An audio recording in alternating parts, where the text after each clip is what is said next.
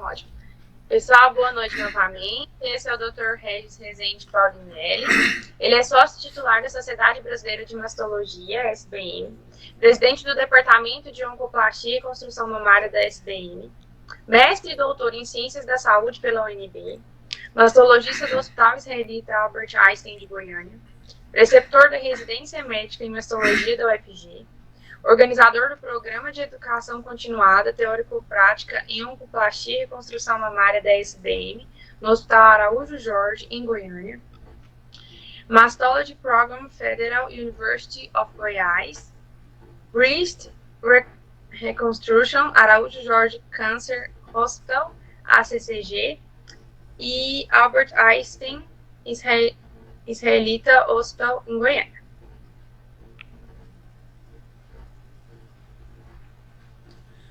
Bom, prazer estar aqui com vocês, obrigado pela apresentação. Eu vou... Tá apresentando a minha doutor, tela? Pois seu não. microfone está mudo, doutor. Ah, sim, desculpa. Agora sim. Então, prazer estar aqui com vocês. Eu vou compartilhar minha tela para a gente poder discutir. Vocês podem também bater um... Vai ser um bate-papo descontraído, vocês podem interromper, perguntar. E o importante é nós somos poucas pessoas, a gente ficar bem à vontade. Muito bem, então nós vamos falar um pouquinho sobre o câncer de mama. Juliana pediu para falar sobre o quadro clínico, diagnóstico, prevenção, um pouquinho em geral sobre o câncer de mama. Então o câncer em geral é uma das principais causas de morte no mundo todo, são 10 milhões de mortes em 2020 pela Organização Mundial da Saúde, é muita gente morrendo de câncer ainda, infelizmente. O câncer de mama é um dos mais frequentes, é a principal causa de morte por câncer na maior parte dos países, quase todos os países do mundo, a principal causa de morte é o câncer de mama. São mais de 2 milhões de casos novos de câncer em 2023 esperados. E é um câncer muito frequente. 1 em cada 8 mulheres nos Estados Unidos vão ter câncer de mama até os 85 anos. Aqui no Brasil, 1 em cada 10 ou a cada 12 mulheres vão ter câncer de mama.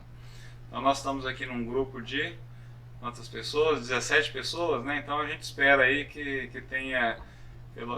nas mulheres aí, são quantas mulheres? A metade? Mais da metade, né, de mulheres, umas 10 mulheres, a gente tem expectativa que pelo menos, infelizmente, uma de vocês vão ter câncer de mama. Não quero jogar praga em ninguém, mas essa é a estatística, né? Então é algo muito frequente e nós temos que estar preparados para discutir, independente de ser mastologista.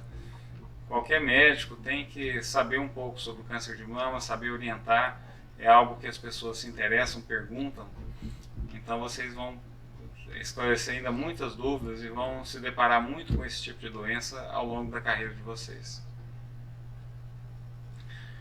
E com relação aos fatores de risco para o câncer de mama, a gente tem vários fatores. O principal é ser mulher. A mulher, só de ser mulher, o risco de câncer de mama já é considerável, como eu comentei.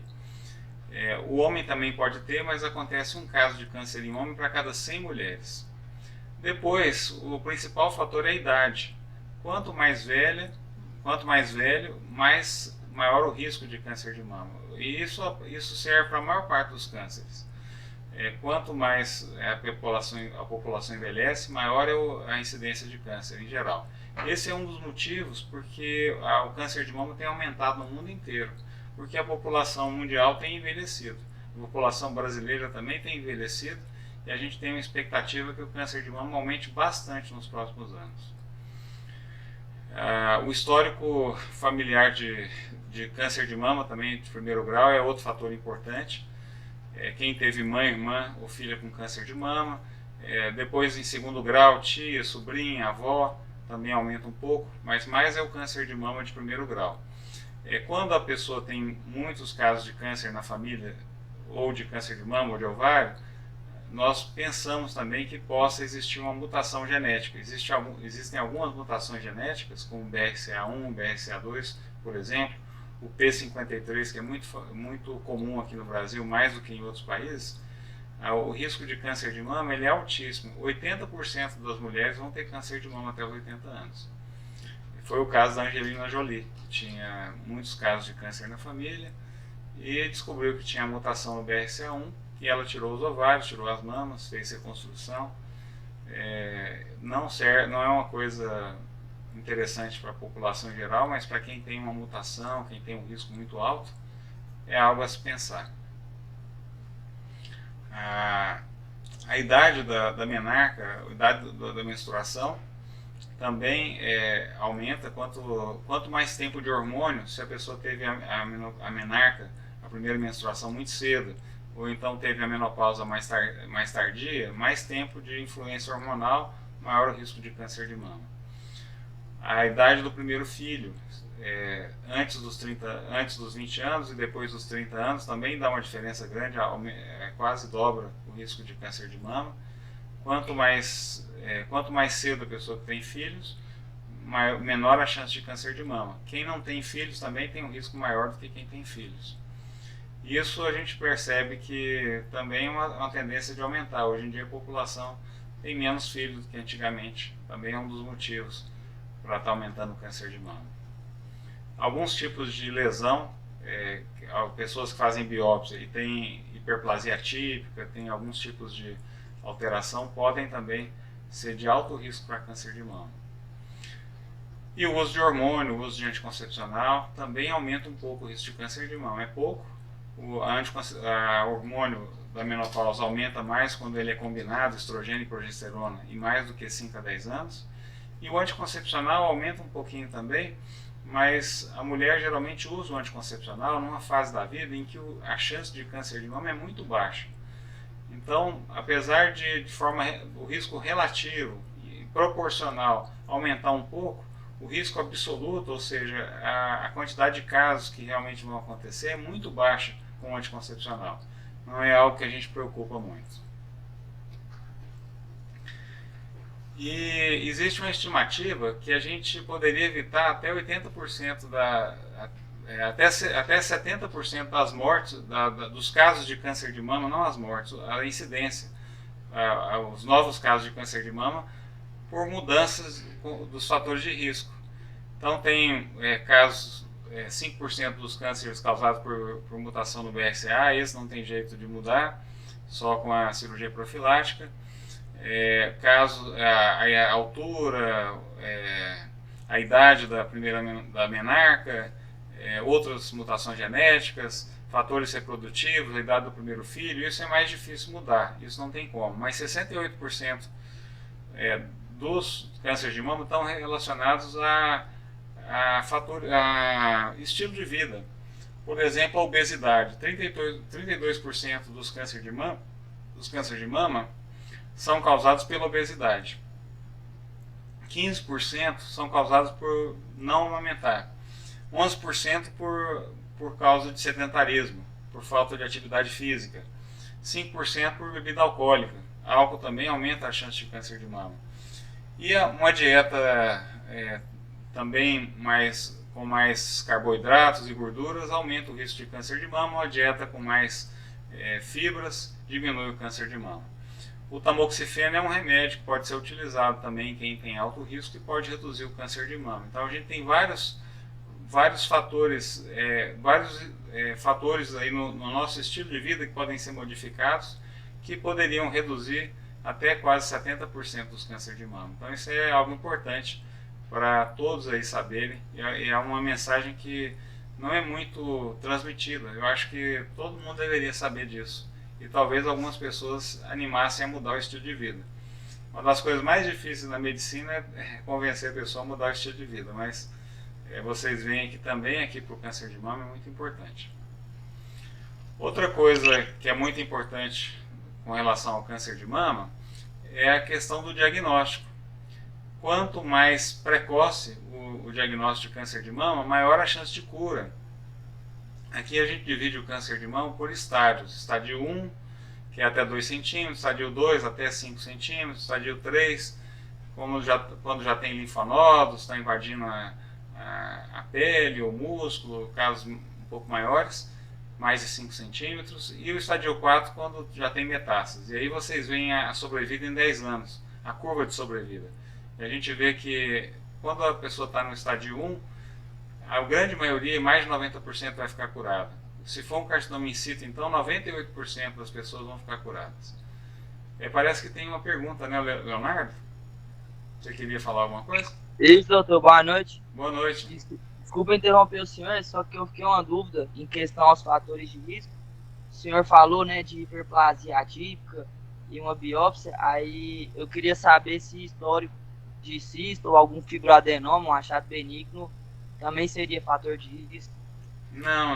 Não é todo tipo de biópsia que aumenta o risco de câncer de mama.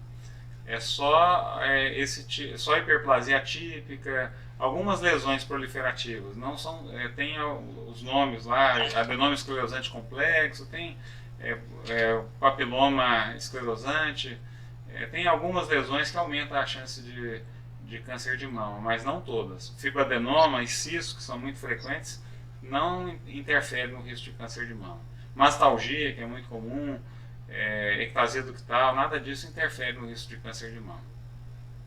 Entendi, obrigado. Nada. Então, como eu estava falando, outra coisa é o diagnóstico. Então, vale a pena a gente investir num diagnóstico precoce para que a gente diminua a mortalidade por câncer de mama. E esse aqui são os principais estudos randomizados que tem sobre câncer de mama no mundo. Esses estudos foram feitos na década de 70, 80. Na época era eticamente aceitável um grupo de mulheres fazer mamografia e outro grupo não fazia, porque o normal não era fazer mamografia nessa época. E eles observaram aqui uma redução, em alguns casos, até de 50% da mortalidade por câncer de mama, mas em média 25% dos estudos.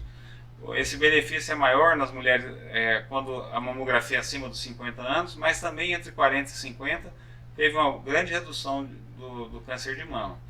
É só o estudo canadense, que é esse último, que não mostrou benefício da mamografia nessa faixa etária e também quase não mostrou benefício na mulher acima de 50 anos.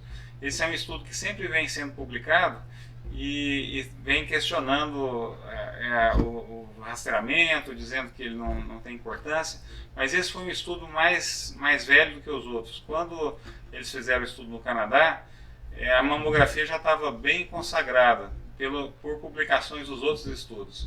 E as mulheres que estavam no grupo que não deveria fazer mamografia, uma boa parte fez mamografia também, porque já era uma coisa conhecida.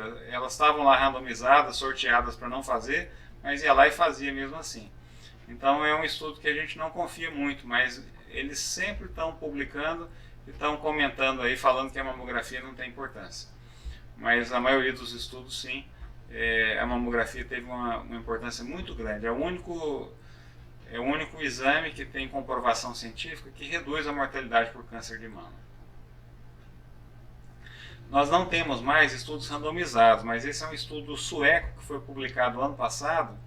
É estudo de vida real. Eles pegaram na Suécia as mulheres que estavam fazendo a mamografia certinho, as que faziam só de vez em quando, as que nunca faziam. E aí a gente vê a mortalidade por câncer de mama. Você vê que quem não faz a mamografia morre muito mais do que quem faz de vez em quando, e quem faz de vez em quando morre muito mais do que quem faz sempre. Então é algo de vida real e também ajuda a reforçar esse conceito aí da importância da mamografia. Esse é o estudo canadense que não mostrou benefício, então vocês sempre vão escutar falar dele, né? Que não tem benefício. Alguns países estão até discutindo, talvez tentando não fazer mais o rastreamento. Mas não fazer o rastreamento é como no Brasil, a gente não tem um rastreamento de verdade. Em outros países as mulheres são obrigadas a fazer a mamografia, recebem uma carta, elas têm que ir lá.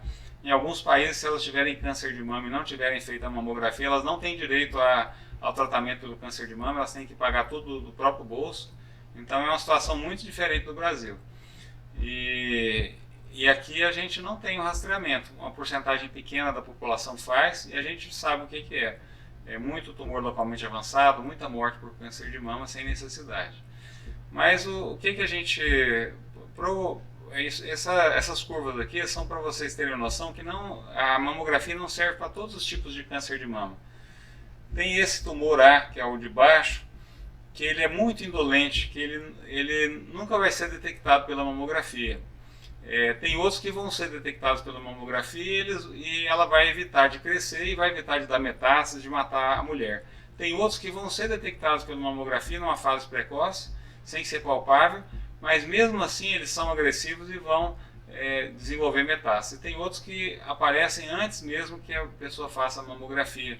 A gente chama de câncer de intervalo e são muito agressivos e geralmente matam a pessoa. Então só esse tumor B aí que vai ter benefício. Outros, a paciente vai fazer a mamografia e vai morrer do mesmo jeito. E muitos a paciente vai fazer a mamografia, vai descobrir o câncer de mama, mas aquele câncer não queria trazer um grande malefício para a mulher.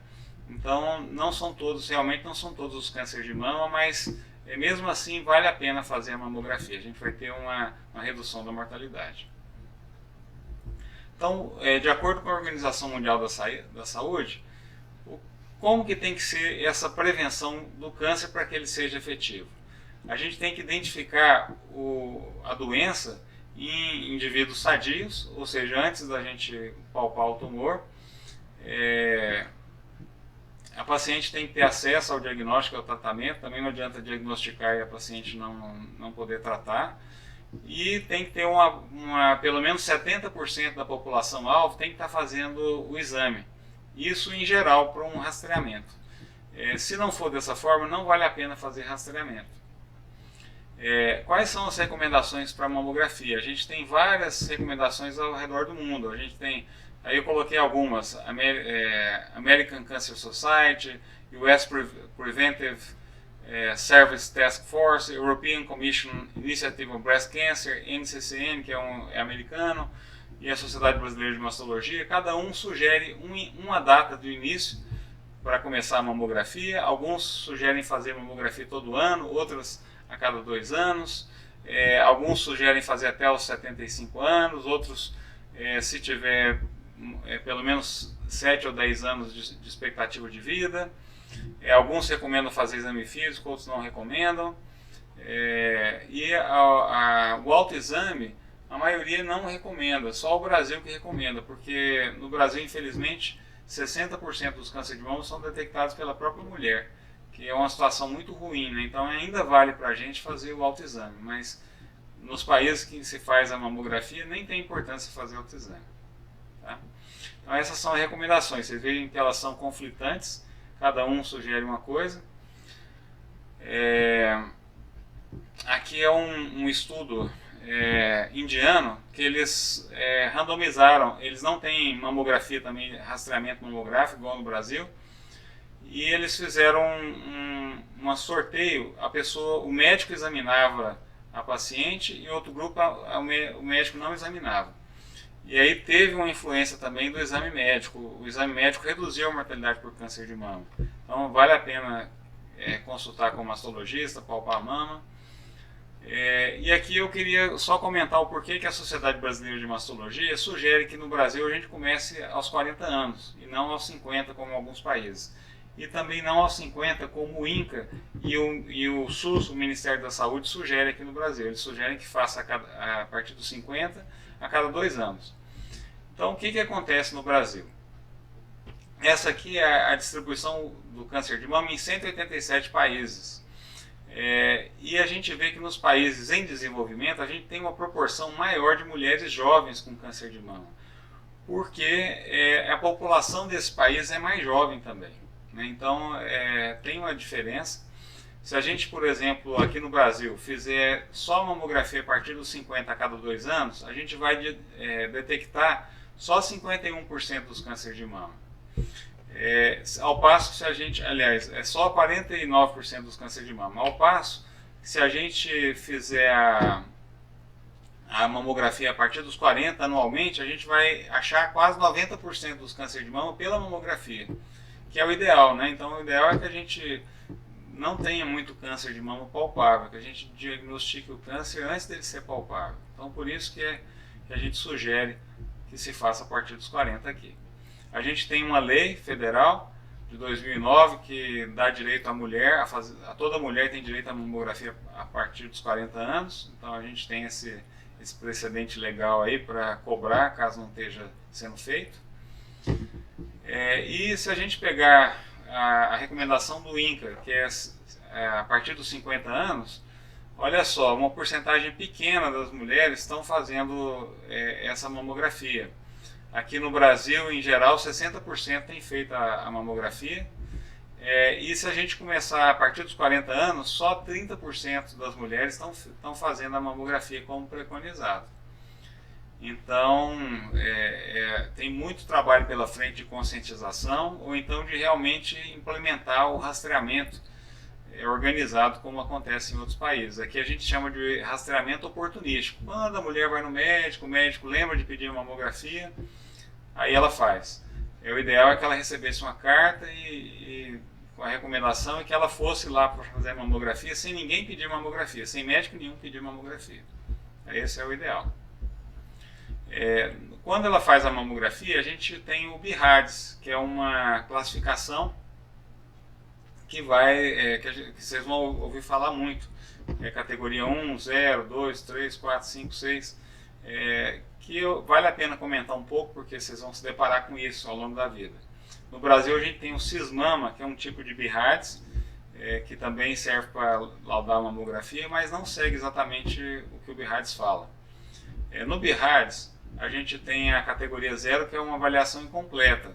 Ela tem uma alteração na mama, não é uma mamografia negativa.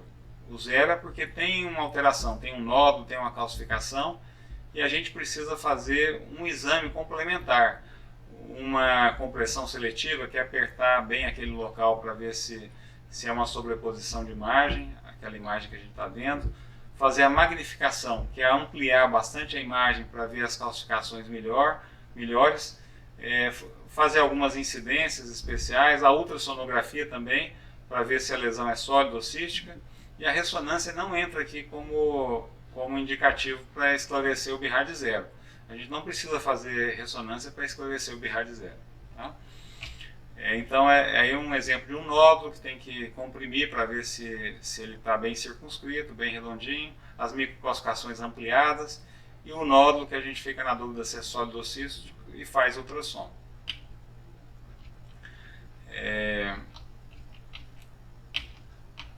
Aí o BIRADS 2 tem algumas alterações que a gente tem certeza que é benigno, como alguns fibroadenomas calcificados, o cisto na mama.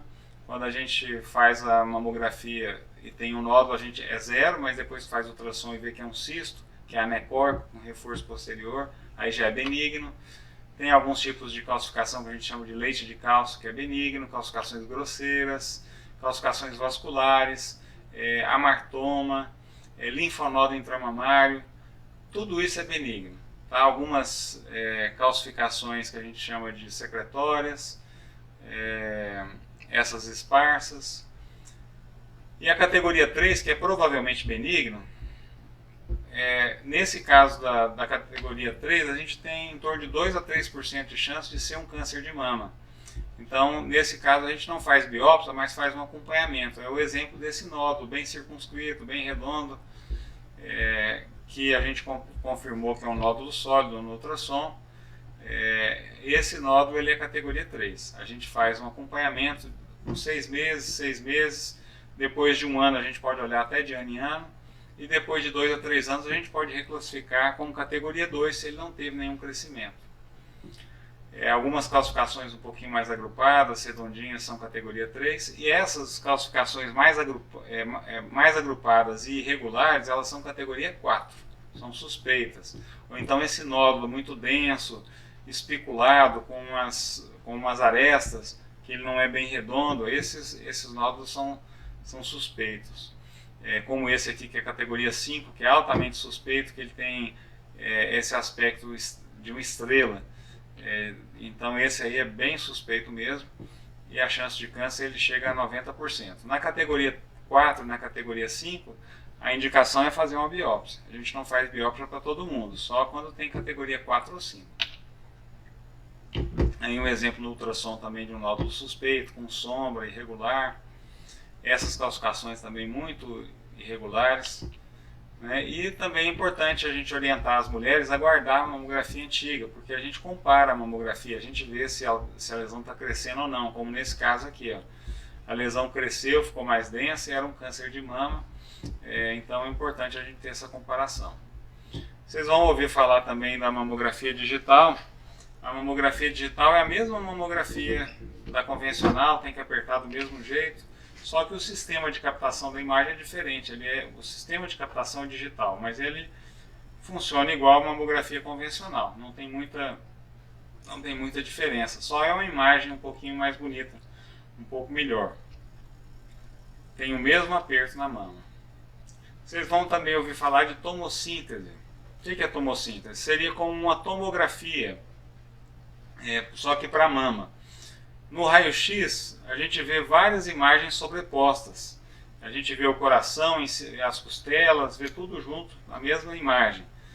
Na mamografia é do mesmo jeito, a gente vê a pele, várias partes da mama todas misturadas.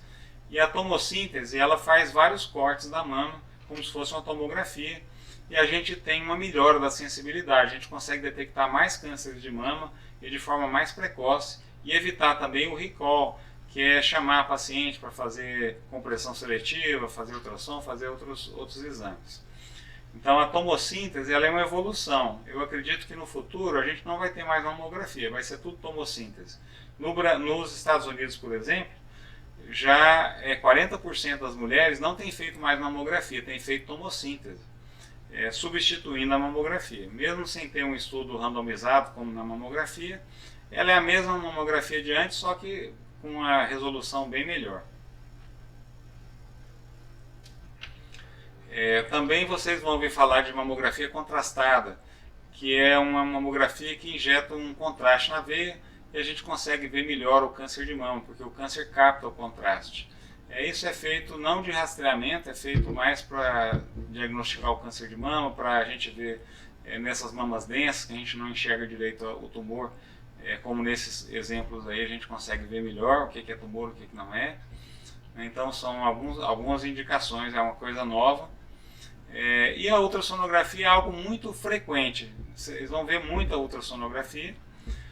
A gente utiliza a ultrassom para pacientes que têm mamas densas, ou seja, que a mamografia não consegue ver bem a mama, aí a gente pode associar a ultrassom. Esse é um exemplo de uma paciente minha que tinha mama densa, a gente fez ultrassom e tinha um câncer in situ, bem pequenininho, ela ficou curada, fez um tratamento conservador e ficou curada.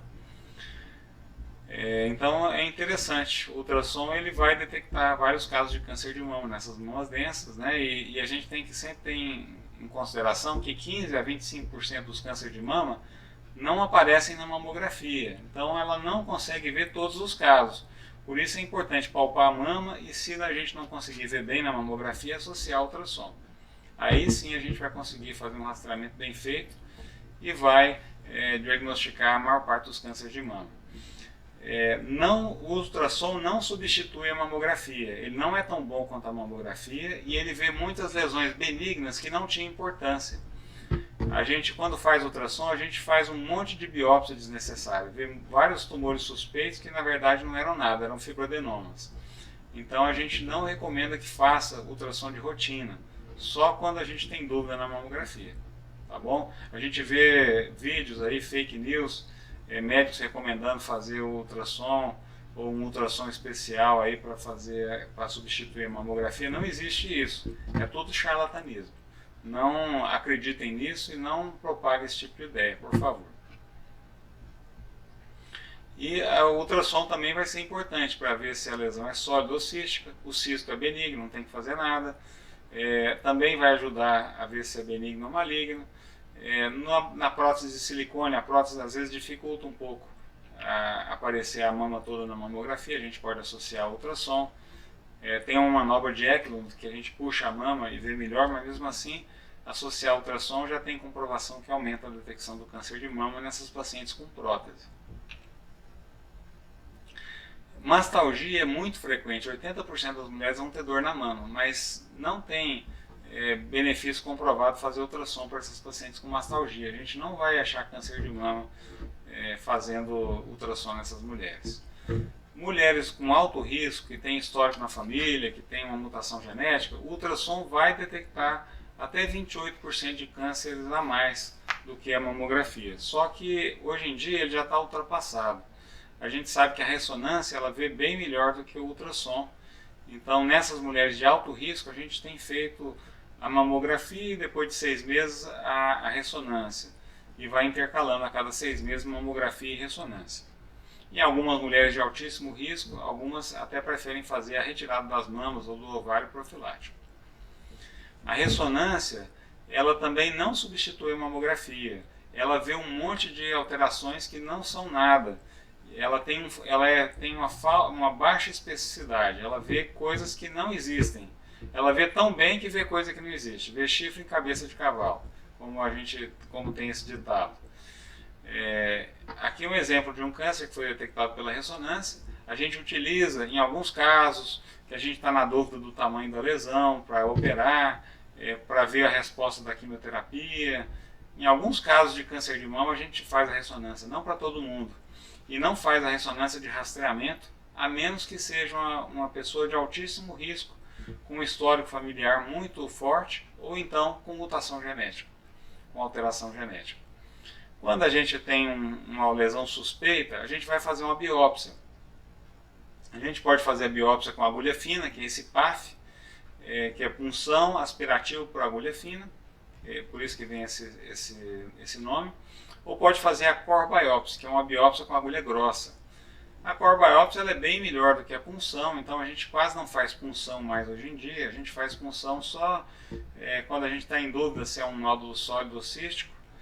E a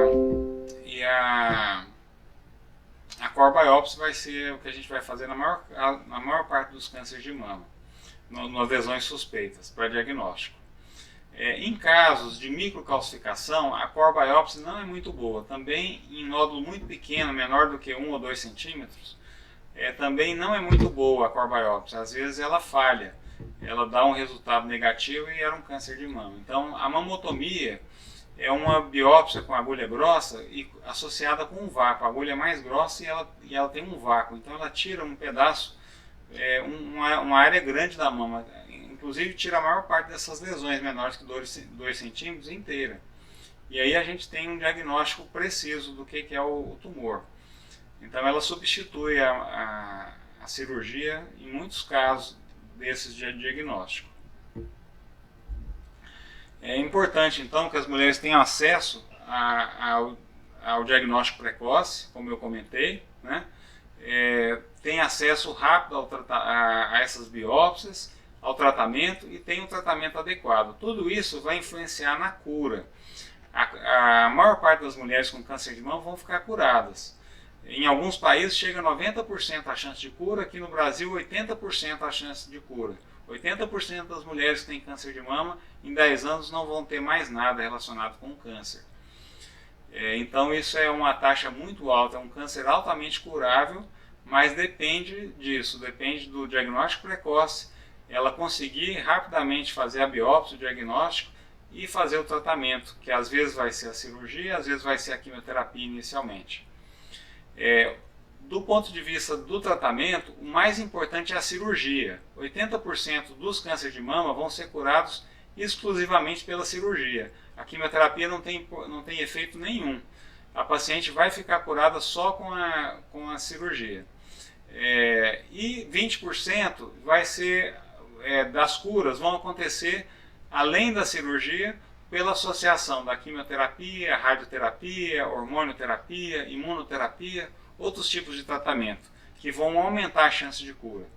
Então, hoje em dia não existe nenhuma paciente que fica curado do câncer de mama sem cirurgia. A cirurgia é obrigatória para todas as pacientes com câncer de mama. E em alguns casos, dependendo se é um tumor de risco grande de câncer, de risco grande de recidiva, de metástase, a gente associa a quimioterapia, radioterapia, outros tratamentos para tentar reduzir um pouco a mortalidade. E a gente sabe que esse aqui é um estudo que chama Projeto Amazônia, que é um estudo bem interessante. Eles dividiram aqui por instituições públicas, privadas e filantrópicas aqui no Brasil, e a gente vê que as pacientes que são atendidas pelo sistema público, elas morrem muito mais de câncer de mama do que as pacientes que são tratadas em hospitais filantrópicos ou privados. E nessas pacientes com tumor localmente avançado, que depende muito de medicamentos, de quimioterapia, aí a diferença é maior ainda. Então as pacientes que estão no sistema privado vão ter uma chance de cura muito maior do que as pacientes do sistema público. Infelizmente, existe uma deficiência muito grande. Muitos medicamentos não são cobertos pelo SUS, alguns não são cobertos nem mesmo pelo plano de saúde, e a gente tem essa diferença, né, então, de tratamento. Também a dificuldade de acesso, de conseguir fazer a cirurgia, infelizmente ainda tem muito para ser melhorado no Brasil, né, e a gente gostaria que não tivesse essa diferença, que todo mundo tivesse um tratamento digno, um tratamento o melhor possível. Se a gente pega a mortalidade por câncer de mama, na maior parte dos países, a mortalidade, países desenvolvidos, a mortalidade de câncer de mama tem reduzido, tem diminuído. No Brasil, se a gente divide entre capitais e zona rural, as capitais só São Paulo, Minas, Pernambuco, Rio Grande do Sul, que tem tido redução da mortalidade do câncer de mama. A maior parte das capitais estão com a doença estável, algumas estão com a mortalidade aumentando. E quando a gente vai para a zona rural, só São Paulo é que tem redução de mortalidade do câncer de mama no interior. Então a gente precisa de uma grande mudança aí no Brasil, porque essa redução da mortalidade já aconteceu em todos os países desenvolvidos. Na Europa, nos Estados Unidos, no Japão, todos esses países já reduziram bastante mortalidade por câncer de mama. No Brasil nós ainda temos que mudar muito. A gente precisaria de um rastreamento de verdade, que a pessoa recebesse uma carta em casa que já fosse diretamente fazer a mamografia. A gente precisaria que essa biópsia e essa cirurgia fosse feita de forma bem rápida, e a gente precisaria que esses medicamentos fossem disponíveis para todo mundo. Então falta muito para a gente conseguir isso ainda, né, infelizmente. Então, como recado aqui, eu queria só reforçar a mamografia. Essa é a redução da mortalidade do câncer de mama, por exemplo, nos Estados Unidos. Lá reduziu em todos os Estados Unidos, zona rural, em capitais, em todo lado a mortalidade do câncer de mama já reduziu por conta desses fatores. Aqui, então, a gente precisa fazer com que também aconteça isso aqui no Brasil. Então, a mamografia ela vai reduzir 25% da mortalidade do câncer de mama, em média, é muito importante, e não só a mortalidade. As mulheres que são diagnosticadas com tumores pequenos têm um tratamento muito melhor. Elas vão fazer uma pequena cirurgia, tirar um pedacinho da mama que não vai fazer nem diferença quase, não vão fazer quimioterapia, não vão fazer nada disso. E essas mulheres com tumores grandes vão ter que fazer quimioterapia, muitas vão perder a mama, e boa parte delas vão morrer de câncer de mama. Então é muito diferente para a mulher, tudo, desde o diagnóstico, desde o tipo de cirurgia até o desfecho final da doença. Então vale a pena a gente focar no diagnóstico precoce. Para as mulheres que têm câncer de mama, a gente pode fazer a cirurgia conservadora ou a mastectomia, que é tirar um pedacinho da mama ou tirar a mama inteira. A gente tem os estudos randomizados também mostrando que fazer essa mastectomia Halsted, que é essa aqui que tira todos os músculos, tira tudo e fica esse defeito aqui horrível, é a mesma coisa de tirar só esse pedacinho da mama. A mastectomia que a gente faz hoje em dia não é mais essa, mas a gente sabe que o tratamento conservador é igual a essa aqui, mais radical de todas. Tá? Então, isso já está bem comprovado. Infelizmente, ainda muitos médicos acreditam que vão curar a mulher fazendo mastectomia. Muitas mulheres também acreditam que é melhor tirar a mama porque vão ter mais chance de cura, e não é verdade. Então, isso a gente precisa esclarecer. Também é um conceito muito importante para vocês e para todo mundo que for tirar alguma dúvida com vocês. Tá? O tratamento conservador é tão eficaz quanto a mastectomia.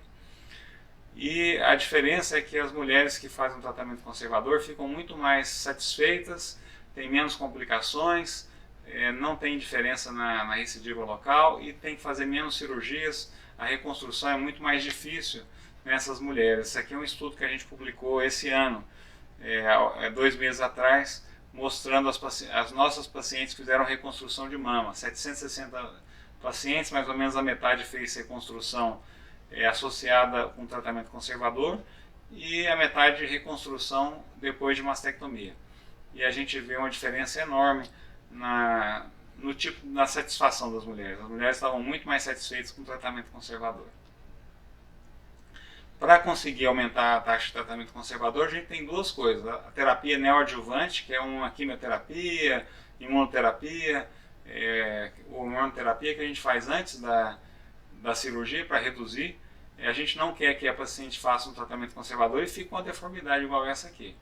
Então a gente faz a quimioterapia para reduzir o tamanho do tumor e pode também associar a oncoplastia, que seria essas técnicas de cirurgia plástica que a gente associa com o tratamento conservador e consegue tirar um grande tumor da mama, fazendo como se fosse uma plástica. A paciente fica com a mama às vezes até mais bonita do que era.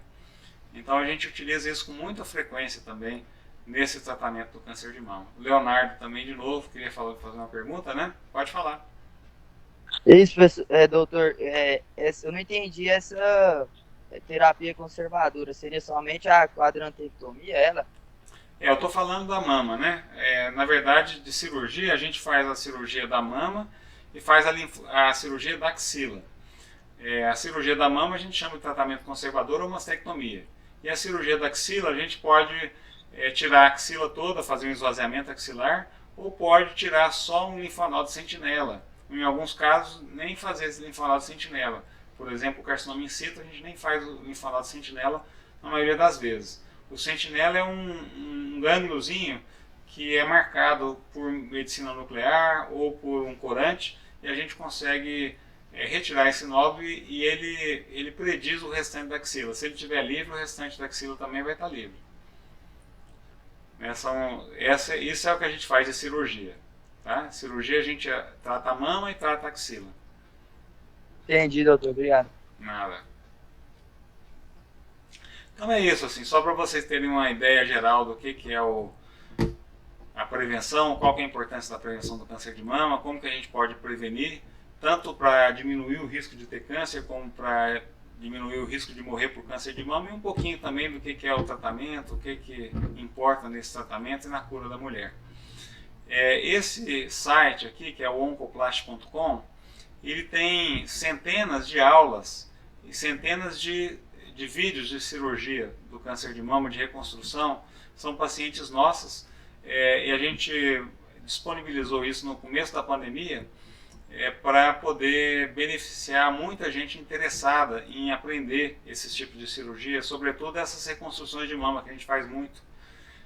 E hoje tem milhares de médicos do mundo inteiro, quase todos os países, médicos assistindo os vídeos, e às vezes me mandam e-mails mostrando casos que fizeram, baseado nos vídeos nossos, que mostram o passo a passo das cirurgias. Também vocês podem ter acesso, se vocês quiserem acessar lá.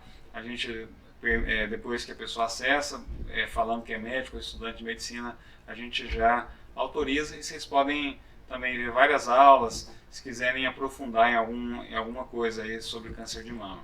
A gente também organiza um curso que tem modalidade presencial e virtual para mastologistas, cirurgiões plásticos, cirurgiões oncológicos. Hoje a gente tem médicos de vários países fazendo o curso aqui em Goiânia.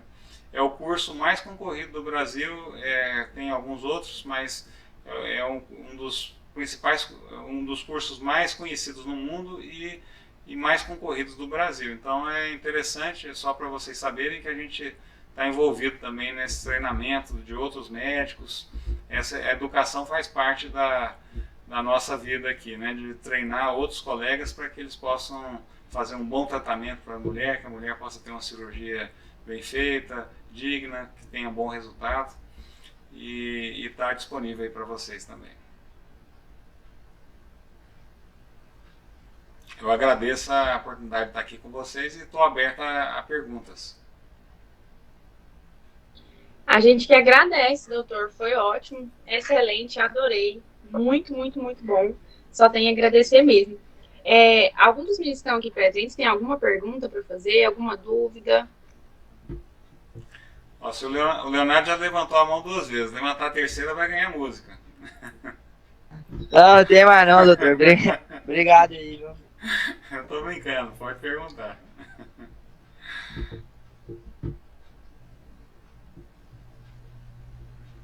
Pode perguntar. Fica Ninguém uma... tem nenhuma dúvida, não? Acho que não, doutor. Ninguém falou nada. Nada. Todo mundo preparado, então, para orientar as mulheres quando vierem perguntar alguma coisa sobre câncer de mama, sobre o que fazer, se tira a mama, se não tira, se faz a mamografia, quando que tem que começar, o que ela pode fazer para reduzir a chance de câncer de mama. Isso a gente escuta todo dia, né? Até os esposos e mulheres de vocês vão receber essas perguntas, né? Minha esposa, por exemplo, ela direto fala que o pessoal para ela perguntando sobre câncer de mama, apesar dela ser nutricionista, não tem nada a ver com a área médica nem com a mastologia, mas só de ser parente o pessoal já pergunta, né? Então vocês têm que estar preparados para ter esses conhecimentos básicos e para orientar as pessoas que vêm perguntar para vocês.